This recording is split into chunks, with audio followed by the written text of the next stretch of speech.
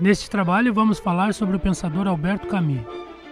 A nossa intenção inicial seria mostrar a relação de Albert Camus com a política, e a primeira coisa que fizemos foi ir em busca de alguma obra especificamente política deste autor. Adão, tu tem algum livro específico do Albert Camus sobre a política? Não, específico do Camus sobre a política eu não conheço. Para mim a obra toda do Camus é uma obra política. Eu diria até que talvez o livro mais político do Camus seja O Homem Revoltado. O que eu tenho aí me parece que é A Peste. Vamos dar uma olhada? Sim.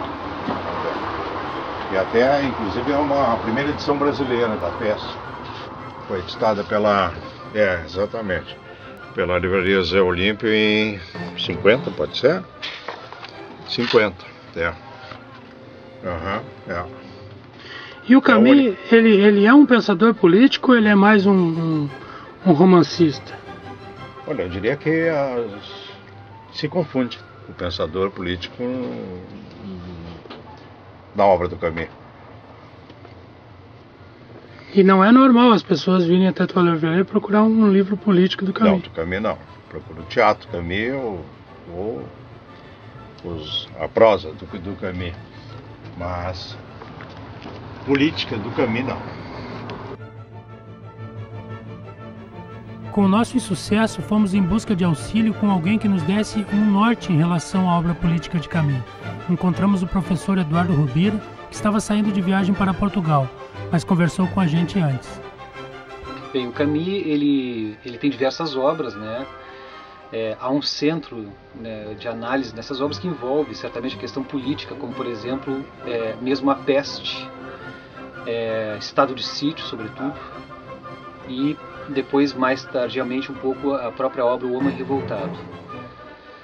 Então, certamente o Camus ele tem uma abordagem, até como pelo problema da Argélia, né, nesse momento. A Argélia está passando ela é prisioneira do neocolonialismo, né, do colonialismo francês. E nesse momento está acontecendo ali pelos anos 50 a Revolução Argelina, na qual vai haver uma interferência direta do próprio Sartre nesse período. No momento que está acontecendo a Revolução na Argélia, e o Camus ele vai responder dizendo que o Sartre não é um argelino, que ele não compreende profundamente os problemas da Argélia, justamente porque ele é um francês, ele pertence, né, justamente ao lado do oponente, do opositor, que é o que está do lado do imperialismo, né, porque a França, enfim, tinha há muitos anos, há mais de 100 anos ela possuía ali aquela região, né. Então, do ponto de vista político, existe essa discussão entre Sartre e Camus, por exemplo, por causa desse problema da Argélia. Politicamente, o Camus é um autor bastante engajado, assim como os intelectuais desse período, e entre eles, como eu falei, o próprio Sartre. Mas mais profundamente até que o engajamento político e a relação que eles têm, né, com os acontecimentos do período, daria para se dizer que há um foco que é o chamado aspecto existencial na obra desses autores. Porque quando o próprio Sartre lança a obra que se chamaria Melancolia, que foi depois intitulada A Náusea, né? Essa obra ela tem um caráter, primeiro que ela vem de uma raiz filosófica que o Sartre estava em desenvolvimento. Ele consegue desenvolver uma filosofia, que depois vai ser publicada em Seria Nada, né?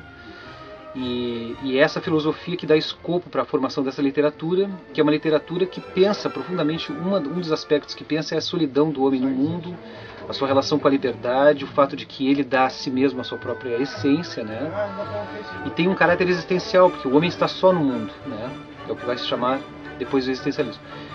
E, paralelamente a isso, o próprio Camus está escrevendo O Estrangeiro, que parte... essas obras elas têm muita semelhança, porque O Estrangeiro é isso, começa com aquela brilhante primeira página, no qual a mãe de um determinado homem morreu, né? Ele vai até o enterro, mas ele não sente ele não tem mais sentimentos por aquilo, ele é um estrangeiro no mundo, ele é um estrangeiro na existência. E a partir daí vai se desenrolar várias situações, né? Então essa obra do estranhamento, de ser estrangeiro, de estar só na existência, eu diria que é o aspecto talvez mais profundo. Mas a partir disso é o que o próprio Sartre vai dizer.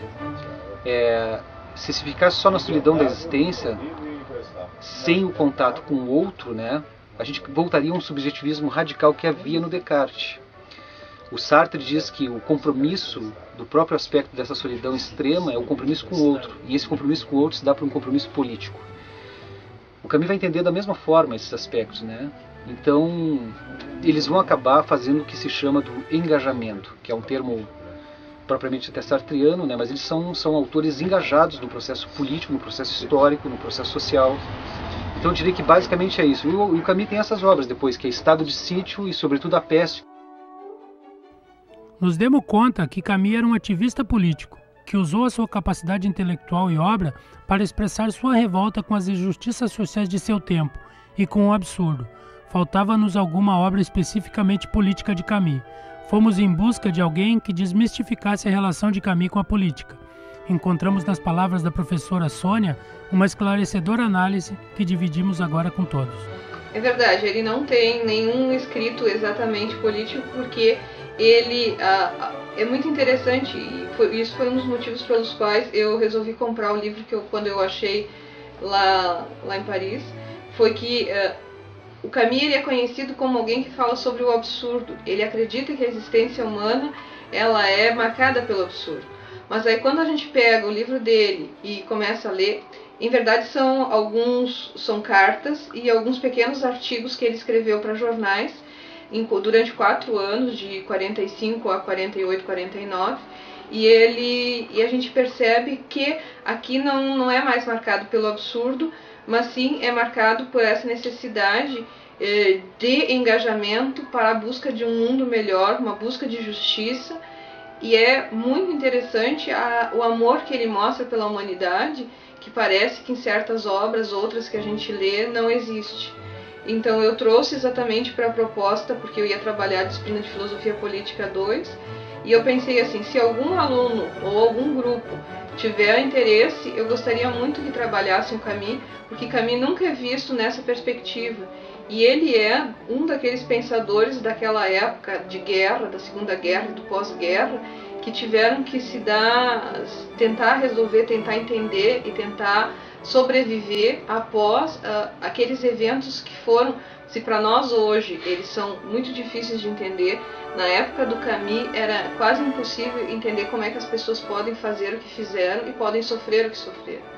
Então foi nesse sentido que eu pensei o livro, e eu fico muito contente que um grupo teve esse interesse, e nós estudamos apenas algumas cartas onde fala sobre moral e política, mas já é o suficiente para perceber quanto amor por a humanidade ele tem, e o desejo que ele tem de realmente uma sociedade mais justa, uma sociedade mais humana, uma sociedade realmente que viva o humano na sua intensidade toda e em sua autenticidade. Essa obra ela não tem uma tradução em português? Eu acredito que não, porque mesmo, deixa eu ver, aqui diz que a primeira edição dela foi de 1950, mas essa edição que eu trouxe, ela é de novembro de 2009. E a vida do Camus, ela é pautada pelo absurdo do momento em que ele nasce até o momento que ele morre, né? Isso é uma das interpretações, porque em verdade o que conta o livro da vida dele é que a vida dele foi de pobreza, de doença, da tuberculose que apareceu cedo, e então, depois ele era um algeriano, né? E a Algéria ela foi uma colônia francesa muito explorada. Por isso é que ele, quando foi morar na França, ele tinha todo esse ensejo de liberdade, de libertação. E a obra política dele, ela é muito parecida com vários da época dele, como por exemplo Sartre, né? A questão da liberdade, a questão da responsabilidade, mas ele junta outras questões que são essas de que nós precisamos trabalhar junto, e coisas do gênero que não são assim conhecidas, porque as pessoas pensam que o pensamento político e a obra política dele são uma e a mesma coisa. Não, mas são totalmente diferentes. Porque quem lê as obras do Camus fica muito impressionado, porque o Camus mostra exatamente o absurdo das vidas. E aqui não, aqui ele mostra a possibilidade de juntos fazermos a vida. Porque a questão da política em Camus, se tornou bastante comum na segunda metade do século XX e agora no início do século XXI, é isso. É que a política só se faz quando se está junto com os outros. E ele usa a intelectualidade dele como ferramenta para engajamento político também, né? Com teatro, com literatura. Sim. Porque, com a própria briga com Sartre, né? Mas veja que interessante, porque ele questiona o próprio marxismo. Porque quando terminou a guerra, eles tinham a impressão que a solução para o mundo era o marxismo. Mas ele discute com os marxistas e ele sempre contrapõe com aqueles que são não marxistas ou aqueles que são os cristãos, os católicos.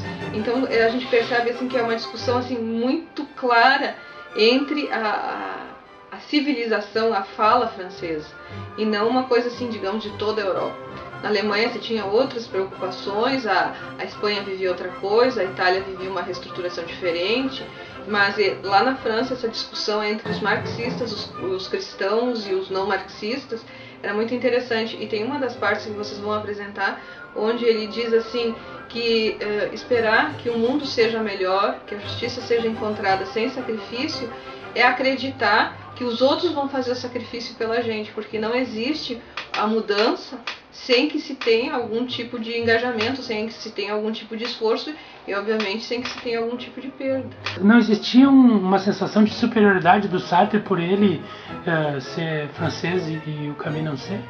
Olha, eu conheci pessoas que eram da ex-colônia e eles se sentem inferiorizados frente aos franceses e frente aos demais povos.